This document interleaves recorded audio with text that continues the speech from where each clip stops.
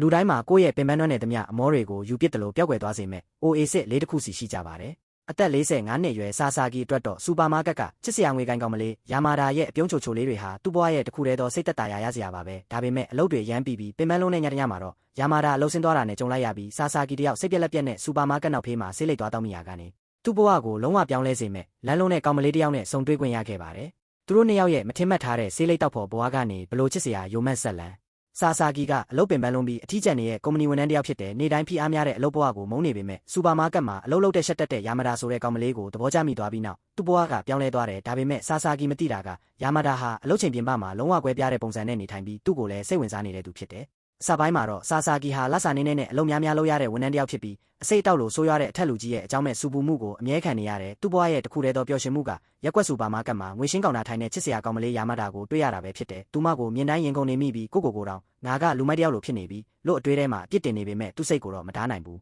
းတညမှာအချိန်ပိုလှုပ်ဆင်းရလို့စူပါမားကတ်ရောက်ချိန်ယာမာဒါအစားအသက်ကြီးတဲ့အမျိုးသမီးတယောက်သာငွေရှင်းကောင်တာမှာရှိနေတာကိုတွေ့လိုက်ရတယ်ယာမာဒါအလုပ်ဆင်းသွားပြီလို့ထင်ပြီးစိတ်ညစ်တာကိုဆေးလိပ်တောက်ပြီးဖြေဖြောက်ဖို့ထွက်လာခဲ့တယ်ဒါပေမဲ့အပြင်မှာဆေးလိပ်တောက်တဲ့နေရာမတွေ့တော့ဘူးအဲ့ဒီအချိန်မှာအမိုက်စာမင်းကလေးတယောက်ကသူ့ကိုခေါ်ပြီးစူပါမားကတ်နောက်ဖက်မှာရှုပ်ဝက်ဆေးလိပ်တောက်တဲ့နေရာရှိတယ်လို့ပြောကခေါ်သွားတယ်သူမပြောရအဲ့ဒီနေရာကိုသူမအပြင်ဘယ်သူမှမသိကြဘူးဆာဆာကီကသူမဘေးမှာအေးဆေးထိုင်ပြီးဆေးလိပ်မြည်လိုက်တဲ့စူပါမားကတ်မှာတခါမှမမြင်ဘူးတဲ့သူမို့ဘာကြောင့်လဲလို့တွေးနေချိန်မှာကောင်မလေးကရုတ်တရက်လက်ကြည့်လိုက်တာကြောင့်သူရှက်သွားတယ်သူမကဆေးလိပ်မြည်ပေးဖို့ပဲလိုတာပါလို့ပြောပြီးစိတ်ထဲမှာတော့သူဘလောက်အတွေ့အကြုံရှိလဲဆိုတာကိုရဲနေတယ်ဆာဆာကီစိတ်တည်ငြိမ်လာချိန်မှာသူမကနောက်ထပ်မေးခွန်းထုတ်လိုက်တယ်ယာမာဒါကိုသဘောကျနေတာလားအမြဲသူ့ကောင်တာမှာပဲတန်းစီနေတာပဲလေလို့မေးတယ်ဆာဆာကီကတိုက်ရိုက်မဟုတ်ပေမဲ့သဘောကျနေကြောင်းဝန်ခံလိုက်တယ်ကောင်မလေးကယာမာဒါလာတယ်လို့ခန္ဓာကိုယ်လည်းကောင်းတာကြောင့်နားလဲတယ်လို့ပြောလိုက်တယ်ဒါပေမဲ့ဆာဆာကီကချက်ချင်းပြီးငါကအသွင်ပြင်ကိုပဲကြည့်ရလို့မဟုတ်ဘူးသူမရဲ့စိတ်ထားကိုသဘောကျတာငါစိတ်ဖိစီးမှုကိုတက်တာစေတဲ့သူမို့လို့ပြောတယ်ဒီစကားကြတော့ကောင်မလေးကစိတ်ချသွားပြီးယာမာဒါကိုစိတ်နှောက်ယှက်ပေးတဲ့တခြားလူတွေလိုမဟုတ်တာဝမ်းသာတယ်လို့ပြောတယ်နောက်တနေ့စူပါမားကတ်ရောက်တော့ယာမာဒါကကျမရဲ့အမာခံပရိသတ်ကြီးကျေးဇူးတင်ပါတယ်လို့ရဲမောပြောလာတယ်သူမဟာသူ့သူငယ်ချင်းတာယာမာစီကအကုန်ကြားထားတယ်လို့လဲဆိုတယ်ဆာဆာကီရှက်လုံးလို့မျက်နှာနီးပြီးတိတ်လေးလဲထွက်သွားတယ်တကယ်တော့တာယာမာနဲ့ယာမာဒါဟာတယောက်တည်းဆိုတာယာမာဒါကရဲမောနေမဲ့ဆာဆာကီကတော့အခုထိမသိသေးဘူးရန်နေငယ်ကြပြီးနောက်ဆာဆာကီကအလုံးမှာပင်ပန်းနေစေဖြစ်ပြီးသူ့သူငယ်ချင်းဆူဆူကီကအလုပ်တွေအလုံးကြုံမယူဖို့တတိပေးတယ်ဒါပေမဲ့ဆာဆာကီကယာမာဒါကိုတွေးလိုက်ရင်အားလုံးပြန်ကောင်းသွားတယ်လို့စိတ်ထဲမှာတွေးနေမိတယ်အဲ့ဒီအချိန်မှာတာယာမာရဲ့မျက်နှာကိုတတိယလိုက်တော့အတွေးပြတ်သွားတယ်နောက်ပိုင်းသူစူပါမားကတ်သွားတိုင်းတာယာမာနဲ့ဆေးလိပ်အတူတောက်ရင်စကားပြောဖြစ်ကြတယ်တာယာမာကလည်းဆာဆာကီနဲ့စကားပြောရတာကသူမရဲ့ခက်ခဲတဲ့အလုပ်ဘဝအတွက်စိတ်သက်သာရာရစေတယ်လို့ပြောတယ်ဆာဆာကီကတော့သူမနဲ့ယာမာဒါတယောက်တည်းဆိုတဲ့အမှန်တရားကိုအခုထိမသိသေးပဲနှစ်ယောက်လုံးကအရန်ရင်းနေတဲ့သူငယ်ချင်းတွေလိုပဲထင်နေစေဖြစ်တယ်။ဒီနေ့မှာဆာဆာကီစိတ်ညစ်နေတော့ယာမာဒါကအပြုံးချိုနဲ့အားပေးပေမဲ့မထူးခြားဘူးနောက်တော့တာယာမာကသူ့ကိုစိတ်ပူလို့အပြေးလာခဲ့တာဖြစ်ပြီးသူ့ကိုအားပေးဖို့စ조사တဲ့ဆာဆာကီကမင်းလည်းငါ့ကိုစိတ်ပူနေတာပဲမဟုတ်လားလို့ပြောလိုက်တော့တာယာမာရှက်သွားပြီးဆေးလိပ်မီခိုးကိုသူ့မျက်နှာရှိဖွလိုက်ကတကယ်လူတာကြီးပဲလို့စနောက်တယ်နောက်ဆုံးမှာဆာဆာကီကသူ့ရဲ့စိတ်ဖိစီးမှုအလောက်ခွင်ခက်ခဲတွေနဲ့လူတစ်ကိုကူညီခြင်းရင်အလွဲမားဖြစ်သွားတဲ့အကြောင်းကိုဖွင့်ဟတယ်တာယာမာကအလောက်ခွင်ပတ်ဝန်းကျင်ကမကောင်းတာကြောင့်အဲ့ဒီကောင်မလေးထွက်သွားရင်တောင်သူ့ပြစ်မဟုတ်ဘူးလို့အားပေးတယ်ဒီစကားတွေကြားပြီးဆာဆာကီစိတ်သက်သာသွားပေမဲ့ယာမာဒါအကြောင်းထပ်ပြောလိုက်ပြန်တဲ့တာယာမာကစူပါမားကတ်ဝန်ထမ်းတွေအပြုံးချိုတာကတဘာဝမဟုတ်ဘူးလေ့ကျင့်ထားတာလို့ရှင်းပြပေမဲ့ဆာဆာကီကတော့မယုံဘူးသူမှစ조사ပြတပေမဲ့ဆာဆာကီကရဲပဲရဲနေတယ်နောက်ဆုံးမှာတာယာမာကဒီလူကသူမနဲ့ယာမာဒါတယောက်တည်းဆိုတာတီးဖို့ဘလောက်ကြာဦးမလဲလို့စိတ်ထဲမှာတွေးရင်သူ့ကိုဆက်ပြီးစနှောက်နေခဲ့တယ်အလုတ်သမားဘဝနဲ့နေတိုင်းအလုပ်ပြီးနေတဲ့ဆာဆာကီကစိတ်ဖိစီးမှုများတဲ့ဘဝကိုမုန်းတယ်ဒါပေမဲ့ရှက်တက်တဲ့စူပါမားကတ်အယောင်ဝန်ထမ်းမင်းကလေးယာမာဒါကိုသဘောကျမိပြီးနောက်အရာအလုံးပြောင်းလဲသွားတယ်သူမကအပြင်ဘက်မှာတည်ငြိမ်ပေမဲ့အမှန်တော့သူ့ကိုသဘောကျနေတဲ့အပျော်သဘောများတဲ့မင်းကလေးမဆာဆာကီမသိခဲ့ဘူးအဲ့ဒီမတိုင်ခင်ကဆာဆာကီကလက်စာနေနဲ့အလုပ်ပြီးနေတဲ့ကုမ္ပဏီဝန်ထမ်းတယောက်ဖြစ်ပြီးအစိတ်တောက်လို့အထက်လူကြီးရဲ့အကြောင်းမဲ့အဆူဆဲကိုနေတိုင်းခံနေရတယ်သူ့ဘဝရဲ့တစ်ခုတည်းသောပျော်ရွှင်မှုကရက်ွက်ထဲကစူပါမားကတ်မှာအလုပ်လုပ်နေတဲ့ချစ်စရာမင်းကလေးယာမာဒါကိုတွေ့ရတာပဲသူမကိုမြင်တိုင်းရင်ကုန်နေမိပြီးကိုငါကထူးဆန်းတဲ့လူပဲလို့စိတ်ထဲမှာပြစ်တင်နေတတ်ပေမဲ့သူမကိုသွားကြည့်တာတော့မရက်ခဲ့ဘူးတညမှာအချိန်ပိုလုပ်ရတာကြာသွားလို့စူပါမားကတ်ကိုရောက်တဲ့အချိန်ယာမာဒါအစားအသက်ကြီးတဲ့အမျိုးသမီးတယောက်ပဲငွေရှင်းကောင်တာမှာရှိနေတယ်ယာမာဒါအလုပ်ဆင်းသွားပြီလို့ထင်ပြီးစိတ်ညစ်တာကိုဆေးလိပ်တောက်ပြီးဖြေဖြောက်ဖို့စ조사တယ်ဒါပေမဲ့ဆေးလိပ်တောက်တဲ့နေရာမတွေ့ဘူ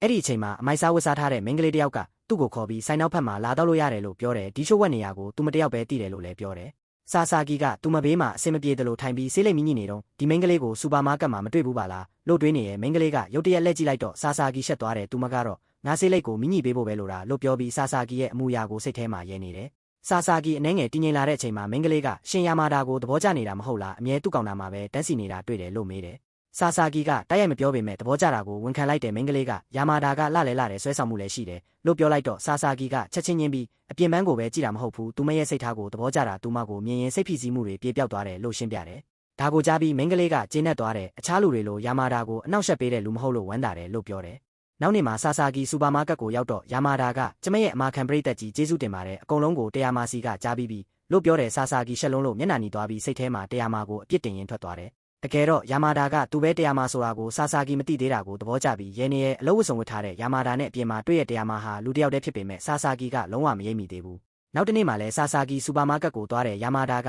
အရင်လိုပဲဆက်ဆံတာကိုမြင်တော့အမှတ်သွားတဲ့အိမ်ပြန်လမ်းမှာငါကထူးဆန်းတဲ့လူပဲယာမာဒါကငါ့ကိုရဲတိုင်မဲ့အစားအားပေးနေတာကောင်းလိုက်တာလို့တွေးနေတယ်အလုံးမှာတော့သူ့ငယ်ချင်းဆူဇူကီကလူတစ်တွေကိုကူညီခြင်းလို့အလုပ်တွေအကုန်ယူမလုံးနဲ့လို့တတိပေးတဲ့ဆာဆာဂီကဘာမှမဟုတ်ပါဘူးလို့ပြန်ဖြေပေမဲ့စိတ်ထဲမှာတော့ညနေယာမာဒါကိုတွေးလိုက်ရင်အားပြန်ပြေးသွားမယ်လို့တွေးနေရဲ့အဲ့ဒီအချိန်တရားမာရဲ့မျက်နှာကိုတတိယလိုက်လို့အတွေးပြတ်သွားတယ်ညနေပိုင်းစူပါမားကတ်ကိုရောက်တော့ယာမာဒါအစားအသက်ကြီးတဲ့အမျိုးသမီးပဲရှိနေပြန်တဲ့စိတ်ပြက်ပြီးထွက်လာတဲ့အချိန်တရားမာကဆိုင်နောက်ဘက်ကနေခေါ်ပြီးဆေးလိပ်အတူတောက်မလားလို့မေးတယ်ဆာဆာဂီကဘာလို့ယာမာဒါကိုငါသဘောကျတဲ့အကြောင်းသွားပြောရတာလဲလို့မေးတော့တရားမာကရဲပြီးယာမာဒါကကြားပြီးပြောနေရဲ့လို့ပြန်ပြောတဲ့ဆာဆာဂီကတော့သူကယဉ်ကျေးလို့သာပြုံးတာပါလို့ထင်နေတယ်အဲ့ဒီနောက်သူဝယ်လာတဲ့မုံလေးကိုကျေးဇူးတင်တဲ့အနေနဲ့တရားမာကိုပေးလိုက်တဲ့တရားမာကရဲပြီးဒီမုံကိုအဖိုးကြီးတွေကြိုက်စားကြတယ်လို့စနောက်တဲ့ဆာဆာဂီကငါဖိုးကြီးရွယ်ရောက်နေပြီလားလို့တွေးမိတယ်ထိုင်ပြီးဆေးလိပ်တောက်ဖို့လုပ်တော့ကိုဆေးလိပ်ဘူးကိုအလုံးမှာမစ်ကြံခဲ့တာတတိရတယ်တရားမာကသူမရဲ့နှုတ်ခမ်းနေရပါတဲ့ဆေးလိပ်ကိုပေးလိုက်တော့ဆာဆာဂီအရန်ရှက်သွားတယ်နောက်ဆုံးယူလိုက်ပေမဲ့ချက်ချင်းမိငိမ့်ပြီးငါလိုလူအိုကြီးကိုမစနောက်နဲ့လို့ပြောတယ်တရားမာကရဲပြီးငါလည်းအလုံးမှာပင်ပန်းတဲ့အချိန်ရှင်းတဲ့စကားပြောရင်စိတ်သက်သာရရတဲ့ရှင့်အတွက်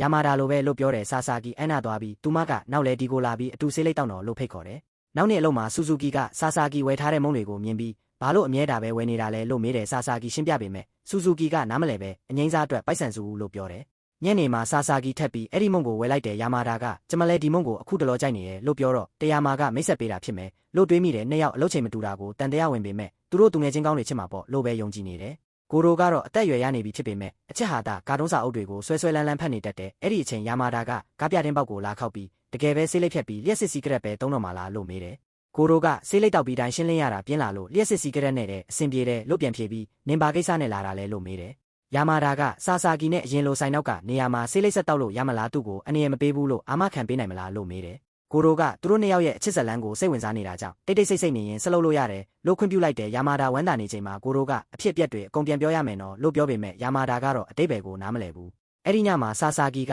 ဆေးလိပ်တောက်တဲ့နေရာကိုသွားတဲ့မသွားတဲ့စဉ်းစားနေတော့တရားမာကနောက်ကနေပေါ်လာပြီးသူ့ကိုလန့်အောင်လုပ်တယ်ဘာလို့ခိုးကြောင်ခိုးဝက်လုပ်နေတာလဲလို့မေးတော့ဆာဆာဂီကဒီမှာတွေ့ခဲ့တဲ့ဝန်ထမ်းကတကယ်တော့မန်နေဂျာဖြစ်နေတဲ့အကြောင်းကိုပြောပြတယ်တရားမာကသူ့ကိုအရင်နေရာစီဆွဲခေါ်သွားပြီးကိုရိုစီကခွင့်ပြုချက်ရပြီးသားလို့ပြောကသူပေးခဲ့တဲ့လက်ဆောင်ကိုထုတ်ပြပြီးကျေးဇူးတင်တယ်အဲ့ဒါကကြောင်ပုံစံမီးခိုးပြကွက်လေးဖြစ်ပြီးရှင်ဒီပစ္စည်းကိုဆိုင်ပြီးတဆိုင်လိုက်ရှာခဲ့ရမှာတွေးမိတော့အရန်ပျော်တယ်လို့ပြောတယ်ဆာဆာဂီနားမလဲတော့တရားမာကဒီလိုထူးခြားတဲ့လက်ဆောင်မျိုးရှာရတာမလွယ်ဘူးရှင်အားထုတ်ထားတာတီးလို့ဝမ်းသာတာလို့ရှင်းပြတယ်ဆာဆာဂီကတကယ်စိတ်ဖက်တက်တာလားလို့မေးတော့တရားမာကပြုံးနေရဲ့ဆာဆာဂီကငါလိုအသက်ကြီးတဲ့လူစီကလက်ဆောင်ရတာဒီလောက်ပြောစရာကောင်းလားလို့တွေးနေမိတယ်ခါကြတော့တရားမာကသူမရဲ့မိခိုးပြကွက်ကိုသုံးဖို့ပေးတယ်ဒါပေမဲ့ကင်ထားရင်ဆာဆာဂီနာအရန်ကလာလို့သူရှက်သွားတယ်ဆာဆာဂီကကျွန်တော်ကိုပဲပေးထားလိုက်ပါလို့ပြောတော့တရားမာကပေးမလို့လုပ်ပြီးပြန်ဆွဲကယူနိုင်ရင်ယူကြည့်လို့စတယ်ဆာဆာဂီလမ်းယူရင်လက်မောင်းကျွတ်သားတက်သွားလို့နာကျင်စွာអော်လိုက်ရတယ်နောက်နေ့စူပါမားကတ်မှာကျွတ်သားနာတာတက်တာစေတဲ့ဆေးကပ်ပြားဝယ်နေတဲ့ဆာဆာဂီကိုယာမာဒါကမြင်ပြီးရဲမိတယ်ကိုတို့ကလည်းအဲ့ဒီမြင်ကွင်းကိုမှတ်သားထားပြီးနောက်မှပြန်တွင်းရင်သဘောကျနေတယ်ရန်နေငယ်ကြတော့ဆူဇူကီကဒီခေတ်ကြီးမှာမျက်မှန်နဲ့သတင်းစာဖတ်နေသေးတာလားစမတ်ဖုံးဝယ်တော့လို့စနောက်တဲ့ဆာဆာဂီကငါဖုံးဟောင်းကအလုပ်လုပ်နေသေးတယ်လို့ပြောပေမဲ့ချက်ချင်းပဲဖုံးပြတ်သွားတယ်ညနေပိုင်းဖုံးတစ်ဝယ်ပြီးတုံးနေမသိလို့တရားမာစီအကူညီတောင်းတဲ့တရားမာကဒီခေတ်မှာဖုံးကလုတ်ပါတဲ့အဟောင်းကိုတုံးနေသေးတာရှင့်လို့လူနဲ့လိုက်ဖက်တယ်လို့စပြီးဖုံးသုံးပြုပုံတင်ပေးတယ်ဆာဆာဂီကစာရိုက်တာမူလမျက်နှာပြင်ပြန်သွားတာတော့မလုပ်တတ်ဘူးဖုံးနဲ့သတင်းစာဖတ်နိုင်ရင်ရပြီလို့ပြောတော့တရားမာကအီးမေးလ်ဖွင့်တာကနေ app download လုပ်တဲ့အထိအကုန်ရှင်းပြတယ်ဒါပေမဲ့ဆာဆာဂီကလိုက်မမီဘူးနောက်ဆုံးတရားမာကဖုံးကိုယူပြီးသူ့စား app တွေတင်ပေးလိုက်တယ်ဆာဆာဂီဝမ်းသာသွားပြီးစာလုံးရွယ်ကြီးအောင်ဘယ်လိုလုပ်ရမလဲလို့ထပ်မေးတယ်တရားမာကတပြင်းချပြီးသူ့မျက်မှန်ကိုကင်ကစာလုံးကြီးပေးမယ်ဒါပေမဲ့နောက်ဆိုဒီမျက်မှန်မတက်နဲ့လို့ပြောတယ်အဲ့ဒီစကားကြောင့်ဆာဆာဂီရှက်သွားပြီးသဘောတူလိုက်တယ်နောက်တော့တရားမာကယာမာဒါရဲ့ဖုန်းနံပါတ်တင်ပေးမယ်လို့ပြောတော့ဆာဆာဂီကအလက်နကြားညင်းပြီးအပိတ်စရင်နဲ့ရောက်သွားမှဆိုတယ်လို့ပြောတယ်တရားမာကတင်ပြီးသွားပြီးလို့လိန်လိုက်တော့ဆာဆာဂီမျက်နှာပြက်သွားတဲ့ခါကြမှာဆက်တာပါလို့ပြောပြီးဖုန်းပြန်ပေးလိုက်တယ်နောက်နေ့ယာမာဒါကအလုပ်ဝင်ဖို့မိတ်ကလိန်ပြီးစံပင်ပြင်းရင်ဖုန်းထဲကဆာဆာဂီရဲ့ဓာတ်ပုံကိုမြင်လိုက်တော့အလိုလိုပြုံးမိပြီးတနေ့တာလုံးစိတ်ကြည်လင်နေတယ်ရက်ပိုင်းကြာတော့ဆူဇူကီကအင်တာနက်ပေါ်ကမေးခွန်းဖြေကိန်းကြောင်းပြောနေပြီးဆာဆာဂီကတရားမာဒီလိုယာတွေကြိုက်မလားလို့တွေးမိတယ်ညမှာတရားမာကိုအဲ့ဒီမေးခွန်းဖြေကိန်းကစားခိုင်းတယ်သူမကမလိုလားပေမဲ့ဆာဆာဂီရဲ့မျက်နှာကြောင့်လိုက်ကစားပေးတယ်ဆာဆာဂီရဲ့ရလက်ကသူများကိုအထင်သေးတဲ့တီးခံရတာကြိုက်သူလို့ထွက်လာလို့တရားမာရေမောသွားတယ်တရားမာရဲ့ရလက်ကတော့မျက်နှာနှစ်မျိုးရှိပြီးထူးဆန်းတဲ့အရာတွေကိုသဘောကျသူလို့ထွက်လာတယ်ဆာဆာဂီအန်နာသွားပြီးဒီအကြောင်းဆက်ပြောမိတာကိုနောင်တရားလို့ဒူးထောက်ပြီးတောင်းပန်တဲ့တရားမာကကိုရေးကိုတာပြောရတာမကြိုက်ပေမဲ့ရှင်ကမကောင်းတဲ့ရည်ရွယ်ချက်မရှိလို့ခွင့်လွတ်တယ်လို့ပြောတယ်အဲ့ဒီနောက်ဆာဆာဂီကဒါပေမဲ့ရလက်ထဲကမျက်နှာနှစ်မျိုးရှိတယ်ဆိုတာတော့မှန်တယ်တခါတလေအေးတယ်တခါတလေနှွေးထွေးတယ်လို့ပြောတယ် တရားမာကဒီလူနောက်ဆုံးတော့ငါကယာမာတာပဲဆိုတာသိသွားပြီလားလို့မျှော်လင့်လိုက်ပေမဲ့ဆာဆာဂီကအပြင်ပန်းအေးပေမဲ့အတွင်းစိတ်နှွေးထွေးတာကိုပြောတာလို့ဆက်ပြောလိုက်တော့သူမစိတ်တို့သွားတယ်ချက်ချင်းသူ့လက်စီကိုဆွဲပြီးအနားကပ်ကဆေးလိပ်တစ်လိပ်ကိုပါးဆက်ထဲထိုးထည့်ပြီးကဲတောက်တော့လို့ပြောတယ်မိညီပေးပြီးနောက်ဆာဆာဂီကထပ်ပြီးတောင်းပန်နေပြန်တယ်နောက်နေ့မှာဆာဆာဂီကတရားမာကိုစိတ်မကောင်းဖြစ်စေခဲ့လို့ကိုအပြစ်တင်ပြီးယာမာတာရဲ့ငွေရှင်းကောင်တာကိုတော့မသွားတော့ဘူးဒါပေမဲ့ယာမာတာကသူ့ကိုမြင်ပြီးဒီဘက်လာပါလို့ခေါ်လိုက်တော့တစ္ဆာရှိရဲ့ခွေးလေးလိုလိုက်သွားပြီးရှက်ရမ်းနေတယ်ကိုရိုကအဝေးကနေကြည့်ရင်ဒီနှစ်ယောက်ကြားဘာတွေဖြစ်နေပါလဲလို့တွေးနေတယ်နောက်ပိုင်းဆာဆာဂီကအပူပြင်းတဲ့နေ့တစ်နေ့မှာဖောက်တီနဲ့တွေ့ဆုံပြီးအိမ်ပြန်လမ်းမှာရေခဲမုံဝယ်ဖို့စူပါမားကတ်ကိုဝင်တယ်ဒါပေမဲ့လက်တို့အင်ဂျီဝတ်ထားတဲ့ယာမာတာကိုမြင်လိုက်တာနဲ့အတွေးတွေရက်တန့်သွားပြီးဘာမှမဝယ်ပဲလက်ထွက်သွားတယ်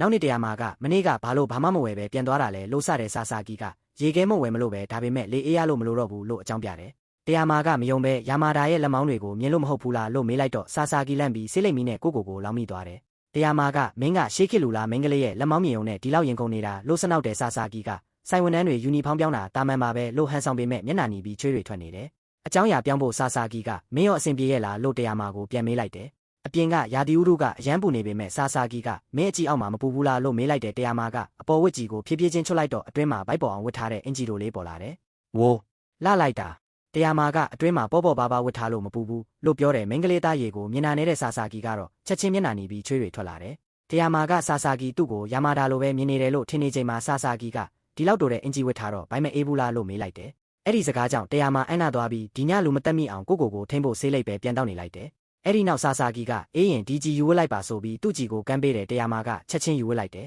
ဆာဆာဂီကမင်းအစင်မပြေဖြစ်နေမှာစိုးလို့ဘိုက်ဖုံးဖို့ပဲပေးတာလို့အလင်းမြန်ရှင်းပြပေမဲ့တရားမာကတိတ်နေရှင်းနှံ့ကိုခံစားကျင်လို့ပြောတယ်အဲ့ဒီညအိမ်ရောက်တော့တရားမာကအတင်းစားခောက်ဆွဲစားရင်ဘီယာတောက်နေပြီးဆာဆာဂီကဗိုက်ထက်လက်မောင်းကိုပို့သဘောကျတာပဲလို့တွေးမိကကိုလေးချိန်အကြောင်းစိတ်ပူလာတယ်ရန်နေငယ်ကြပြီးယာတီဦးတို့ကပိုပူလာဆိုထိုင်းလာတာနဲ့ဆူဇူကီလည်းစိတ်တူလွယ်လာတယ်အဲ့ဒီအပြင်ရုံးကလေအေးပေးဆက်ပါပြတ်သွားလို့ပိုပြီးစိတ်ညစ်နေတယ်ဆာဆာဂီကတော့ဆေးလိပ်ကိုအတုံးချပြီးမနှက်ပြန်လေအေးပေးဆက်ပြန်ကောင်းမှာပါဆိုတဲ့ယုံကြည်မှုနဲ့ကန်ဆန်းကစားပြီးဆူဇူကီကိုနှစ်သိမ့်တယ်အဲ့ဒီညစူပါမားကတ်နောက်ဖက်ကိုသွားတဲ့အချိန်ကိုရိုကရေပိုက်နဲ့မတော်တဆရေလောင်းမိသွားတယ်နောက်တော့အပိုပေါင်းပြီးတစ်ထည်ထုတ်ပေးပြီးလဲဝစ်စေတယ်သူတို့နှစ်ယောက်တိတ်လေးထိုင်နေကြရင်ဆာဆာဂီကကျေးဇူးတင်စကားပြောလိုက်တယ်ကိုရိုကဒီလောက်ရင်ကျေးနေစရာမလိုဘူးငါတို့နှစ်ယောက်လုံးအသက်ရလာပြီပဲလို့ပြောတယ်ဆာဆာဂီကမင်းအဖွားရွယ်ထင်တာလို့ပြောလိုက်တော့ကိုရိုက40နာပဲရောက်သေးတာလို့ပြန်ပြောတယ်ဆာဆာဂီကတော့ဒီအသက်နဲ့ဒီလောက်လုံများတဲ့စူပါမားကတ်ကိုစီမံနိုင်တာလေးစားစရာပဲလို့ချီးကျူးတယ်ခဏအကြာကိုရိုကတရားမာရဲ့အသက်သိရင်မင်းပိုအန်းကမယ်လို့ပြောပေမဲ့ဆာဆာဂီကမသိသေးတာကြောင့်သူမအန်းကသွားတယ်သူ့ကိုစိတ်ဝင်စားလို့မေးချင်စိတ်မရှိဘူးလားလို့ကိုရိုမေးတော့ဆာဆာဂီကစိတ်ဝင်စားတော့ရှိတယ်ဒါပေမဲ့ကိုကအသက်ကြီးပြီဆိုတော့မေးရင်သူစိတ်မတက်မတာဖြစ်သွားမှာစိုးတယ်လို့ဖြေတယ်သူပြောချင်တဲ့အကြောင်းအရာလေးတွေကိုနားထောင်ရရင်ပဲကျင်းတတ်တယ်ဆိုတဲ့စကားကြောင့်ကိုရိုကဒီလူတရားမာကိုတကယ်သဘောကျနေတာလားလို့စဉ်းစားမိတယ်စနောက်ချင်လို့မင်းကကိုကြိုက်နေတာလားလို့မေးတော့ဆာဆာဂီကမျက်နှာနီပြီးချက်ချင်းညင်းတယ်ဒါဆိုမုန်းနေတာလားလို့ထပ်မေးတော့လဲမဟုတ်ဘူးအရာကိုအဖြူမင်းနှစ်မျိုးရဲ့နဲ့မမြင်ပါနဲ့လို့ပြန်ဖြေတယ်အဲ့ဒီအချိန်တရားမာရောက်လာပြီးကိုရိုကအခြေအနေကိုခြံထားခဲ့ကကောင်တာမှာပြဿနာတက်နေတဲ့ဖောက်တီစီသွားလိုက်တယ်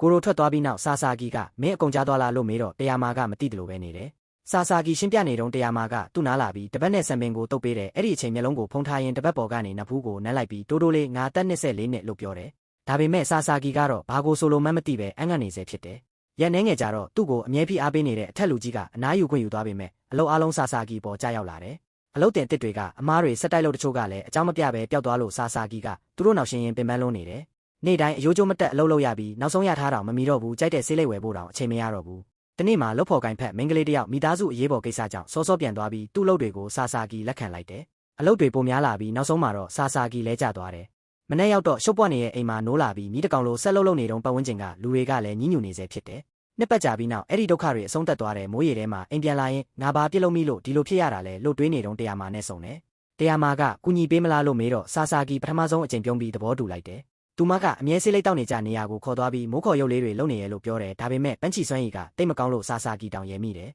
နောက်တော့သူကိုယ်တိုင်ပုံဆွဲပေးပြီးကိုရိုနဲ့စင်တူတဲ့ရုပ်လေးတစ်ရုပ်ဖန်တီးလိုက်တယ်တရားမာရဲမောသွားပြီးဆာဆာဂီကနောက်ထပ်တစ်ရုပ်ကိုသူမနဲ့စင်တူအောင်ဆွဲပေးတယ်တရားမာလည်းအပြန်လန်ဆာဆာဂီပုံလေးဆွဲပေးတယ်ဆာဆာဂီကမိုးရွာတဲ့နေ့တွေကိုကြိုက်တယ်ဆေးလိပ်မီကိုပို့ထူပြီးအရသာလည်းပိုကောင်းတယ်လို့ပြောရင်ဒီနှစ်ပတ်လုံးအလုပ်များလုံးလို့အဲ့ဒီပျော်ရွှင်မှုတွေမခံစားနိုင်ခဲ့တဲ့အကြောင်းပြောတယ်ဒါပေမဲ့စကားပြောနေရင်ပဲအိပ်ပျော်သွားတယ်တရားမာကသူ့ပါဆက်ထဲကဆေးလိပ်ကိုဖြည်းဖြည်းချင်းထုတ်ယူပြီးအိမ်မက်ကောင်းမပါစေလို့တိုးလေးဆူတောင်းပေးတယ်နောက်မနေ့ဆာဆာဂီနိုးလာတော့လက်ပေါ်မှာတရားမာဆွဲထားတဲ့ပုံလေးကိုတွေ့ပြီးမတိမတာပြုံးမိသွားတယ် ဆာဆာဂီကဇနီးမရှိသေးတဲ့အလုပ်ပင်ပန်းလုံးနဲ့ရုံးဝန်ထမ်းတစ်ယောက်ဖြစ်ပြီးနှစ်စဉ်ကျန်းမာရေးစစ်ဆေးမှုရလဒ်ကိုစိုးရိမ်နေတတ်တဲ့သူ့လုပ်ဖော်ကိုင်ဖက်ဆူဇူကီကတော့မနစ်ကကျန်းမာရေးစစ်ဆေးမှုမှာယူရစ်အက်ဆစ်ပမာဏမြင့်နေခဲ့ပေမဲ့ဒီနှစ်မှာပုံမှန်ဖြစ်လာလို့ဝမ်းသာနေတယ်သူကအခုဆိုဇနီးလုပ်ပေးတဲ့ထမင်းဘူးကိုပဲယူလာစားပြီးအရက်နဲ့ဆေးလိပ်ကိုလည်းတဖြည်းဖြည်းဖြတ်ဖို့စီစဉ်နေတယ်အဲ့ဒါကိုမြင်ပြီးဆာဆာဂီကကိုဘွားကအရန်ထီးကျန်တယ်လို့ခံစားလိုက်ရတယ်အဲ့ဒီနေ့စူပါမားကတ်မှာယာမာဒါကသူ့ကိုငွေရှင်းပေးရင်အရက်မပါတဲ့ဘီယာအစ်အတွက်ရှော့ဈေးကတ်တစ်ခုပေးလိုက်တဲ့ဆာဆာဂီကလည်းသူ့ကျန်းမာရေးစစ်ဆေးမှုနီးလာလို့အရက်စားထိုးတောက်ဆရာရှာနေတယ်ဆိုပြီးအကြောင်းစုံပြောပြလိုက်တဲ့ညနေပိုင်းမှာတာယာမကဆိုင်နောက်ဖက်မှာသူ့ကိုစောင့်နေတဲ့ဆာဆာဂီရောက်လာတော့ကျန်းမာရေးစစ်ဆေးမှုနဲ့ဆေးလိပ်တောက်တဲ့အကျင့်ကိုစနောက်ပြောတဲ့တာယာမကယာမာဒါစီကကြားထားလို့သိနေပေမဲ့ဆာဆာဂီကတော့ယာမာဒါပြောပြတာလို့ပဲထင်နေတယ်ခါကြတော့ဆာဆာဂီကသူမကိုမင်းတို့လည်းနှစ်တိုင်းကျမ်းမာရေးစစ်ဆေးရလားလို့မေးတယ်တာယာမကစီးရတယ်လို့ဖြေလိုက်တော့စစ်ဆေးကနီးရက်ပိုင်းလောက်ဆေးလိပ်ရှောင်လားလို့ဆက်မေးတယ်တာယာမကကျမ်းမာရေးကအ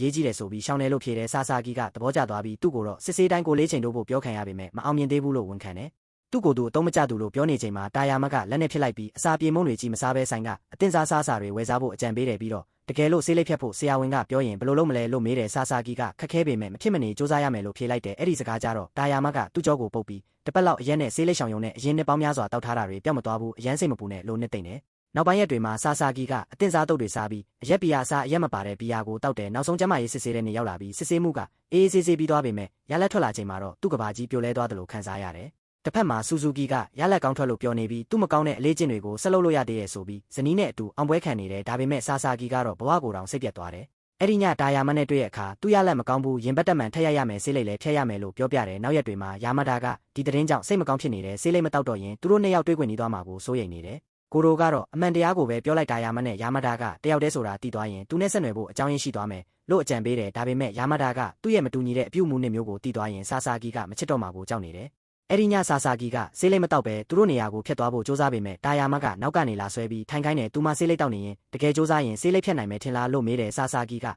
သက်မတိုချင်ရင်မဖြစ်မနေဖျက်ရမယ်လို့ပြောပြီးသူမနဲ့ဒီလိုမတွေ့နိုင်တော့ဘူးဆိုတဲ့အတွေ့အကြုံဝမ်းနေနေတယ်အဲ့ဒီအချိန်မှာတာယာမကငါလည်းမင်းကိုပြောစရာရှိတယ်လို့စကားစလိုက်ပေမဲ့ရုတ်တရက်ဆာဆာဂီရဲ့ဖုံးမိလာတဲ့ဆေးရုံကဖုံးဆက်တာဖြစ်ပြီးစစ်ဆေးမှုရလဒ်တွေလွဲသွားတာသူ့စုပ်ကလုံးဝကောင်းမွန်နေတယ်လို့ပြောလိုက်တယ်ဆာဆာဂီကရှက်ရှက်နဲ့ပြန်ထိုင်ပြီးအကြောင်းဆုံးရှင်းပြတော့တာယာမကကြောက်သွားလို့သူ့ကိုအချိန်ချင်းရိုက်ပြီးဆူလိုက်တယ်ဆာဆာဂီကထက်ခါတောင်းပန်ရင်ဒီလိုတူဆေးလိပ်ဆက်တောက်နိုင်သေးတာဝမ်းသာတယ်လို့ပြောလိုက်တယ်ပြီးတော့ခုနကပြောမယ်ဆိုတဲ့စကားကဘာလဲလို့မေးပေမဲ့တာယာမကမဖြေပဲသူ့ဆေးလိပ်ကိုကိုယ်ဆေးလိပ်နဲ့မိညီပေးပြီးအတွေးများမနေနဲ့ဒီလိုပဲငါနဲ့အတူဆေးလိပ်တောက်နေလို့သာပြောလိုက်တယ်ရန်နေငယ်ကြတော့ယာမာဒါကမန်ရှိမှာဖောက်တီတွေကိုကြိုဆိုတဲ့အပြုံးကိုလေ့ကျင့်နေချိန်ကိုရိုကပရိုမိုးရှင်းဗီဒီယိုရိုက်ဖို့ပြင်ဆင်ခိုင်းတဲ့ယာမာဒါကစိတ်မပါပေမဲ့နောက်ဆုံးမှာလက်ခံလိုက်တယ်အဲ့ဒီအချိန်ကိုရိုကယာမာဒါအလုပ်ဆိုဝင်တုန်းကအပြုံးတောင်မလုပ်တတ်ပဲဖောက်တီတွေရဲ့တိုင်ကြားမှုတွေခံခဲ့ရတာကိုပြန်သတိရမိတယ်တနေ့အသက်ကြီးတဲ့အမျိုးသမီးဖောက်တီတယောက်ကိုငွေရှင်းပေးပြီးချိန်မှာအမြဲရန်ရှာတတ်တဲ့ဖောက်တီတယောက်ရောက်လာပြီးချင်းတောင်းကိုကောင်နာပေါ်ပစ်တင်ကမြင်မြန်လို့ဖို့အော်ဟစ်တဲ့ယာမာဒါကမျက်ရည်ဝဲပြီးလက်တွေတုံနေတော့လဲတီးခံပြီးအလုံးဆက်လုပ်တဲ့ကြက်ဥတွေထုတ်ပိုးပေးနေချိန်မှာတော့အဲ့ဒီလူကဆက်အော်ပြီးကောင်နာကိုကန်ကြောက်တဲ့အထိလုပ်တယ်ဒီအဖြစ်ကိုကိုရိုနဲ့ဆိုင်ရှင်တီးသွားလို့အမြန်ပြေးလာပေမဲ့သူတို့မရောက်ခင်အလုပ်ပင်ပန်းနေတဲ့လူငယ်ဆာဆာဂီကတိတ်နေပါခင်များကြောင့်ကျွန်တော်စိတ်အေးချမ်းမှုပြတ်နေတယ်လို့ပြောလိုက်တယ်အဲ့ဒီလူကဆာဆာဂီကိုပါအော်ဟစ်ပေမဲ့ဆာဆာဂီကမင်းကလေးတယောက်ကိုပဲအမြဲနိုင်ချင်မနေပဲတခြားကောင်နာကိုသွားပါလားလို့ပြန်ပြောတယ်နောက်ဆုံးမှာဆိုင်ရှင်ကအဲ့ဒီလူကိုခေါ်ထုတ်သွားပြီးကိုရိုကယာမာဒါကိုအနားယူခိုင်းတယ်ခဏအကြာယာမာဒါကဆိုင်ရှိမှာဆေးလိပ်တောက်နေတဲ့ဆာဆာဂီကိုတွေ့တော့အပြေးထွက်လာပြီးကူညီပေးရဲ့အတွက်ကျေးဇူးတင်တယ်သူ့ကိုစောင့်ရစေတဲ့အတွက်လည်းတောင်းပန်တဲ့ဆာဆာဂီကမင်းပြစ်မဟုတ်ဘူးငါလည်းအလုပ်ပင်ပန်းပြီးစိတ်တုန်နေလို့ဝင်ပြောလိုက်တာပါလို့ပြန်ဖြေတယ်သူကယာမာဒါကိုအလုပ်ကိုစိတ်ပါလက်ပါစူးစမ်းလုပ်တဲ့သူလို့မြင်ထားတာကြောင့်အဲ့ဒီလိုအော်ဟစ်ခံရတာမခံနိုင်ဘူးလို့လည်းပြောတယ်ယာမာဒါကကျမကအလုပ်စူးစမ်းတာမဟုတ်ပါဘူးလို့ပြောပေမဲ့ဆာဆာဂီကသူမရဲ့စူးစမ်းမှုကိုမြင်ထားတယ်လို့ပြန်ပြောတယ်အဲ့ဒီစကားကြောင့်ယာမာဒါကသူမစူးစမ်းပြီးလေ့ကျင့်ခဲ့တဲ့နေ့ရက်တွေကိုတတိယကမျက်ရည်ကျလာတယ်ဆာဆာဂီကအထိတ်တလန့်ဖြစ်သွားပြီးဘာလို့ရမှန်းမသိတော့ဘူးငိုနေရင်ယာမာဒါကသူမမန်နေဂျာကိုအမြဲဒုက္ခပေးမိတယ်လို့ထင်နေပြီးဖောက်တီဝန်ဆောင်မှုပိုကောင်းလာခြင်းတယ်လို့ပြောတယ်ဆာဆာဂီကနားလေကြောင်ပြောပြီးမင်းလောက်တာကိုချစ်နေတဲ့ရွေးစကြိုးစားတဲ့နေ့ကျရင်အရာအလုံးအဆင်ပြေသွားလိမ့်မယ်လို့အားပေးတယ်အဲ့ဒီစကားကြောင့်ယာမာဒါကပိုပြီးမျက်ရည်ကျလာတော့ဆေးလိပ်မီကိုကြောင့်မျက်လုံးဆက်တာပါလို့လိန်ပြောလိုက်တယ်ဆာဆာဂီကတော့ထပ်ပြီးပြရာခတ်သွားတယ်လက်ရှိအချိန်ကိုပြန်ရောက်တော့ယာမာဒါကကိုရိုကိုအရင်ကကျမကိုကူညီခဲ့တဲ့အဲ့ဒီလူကိုမှတ်မိသေးလားလို့မေးတယ်ကိုရိုကတော့အချက်ဟာတစ်စက်လန်းတွေပဲစိတ်ဝင်စားနေလို့မမှတ်မိတော့ဘူးယာမာဒါကတော့ဆိုင်ရှိကဆေးလိပ်တောက်နေရဖယ်ရှားပြီးနောက်အဲ့ဒီလူပဲရောက်သွားလဲလို့တွေးနေမိတယ်တကယ်တော့သူရှာနေတဲ့အဲ့ဒီလူဟာအခုချိန်ထိသူ့နားမှာရှိနေတဲ့ဆာဆာဂီပဲဖြစ်တယ်ဆိုတာကိုမသိသေးပဲရှိနေရဲ့နောက်ဆုံးမှာဆာဆာဂီကယာမာဒါနဲ့တာယာမဟာတယောက်တည်းဆိုတာသိသွားမလားဆိုတာကတော့ဆက်လက်စောင့်ကြည့်ရမယ့်အပိုင်းပဲဖြစ်တယ်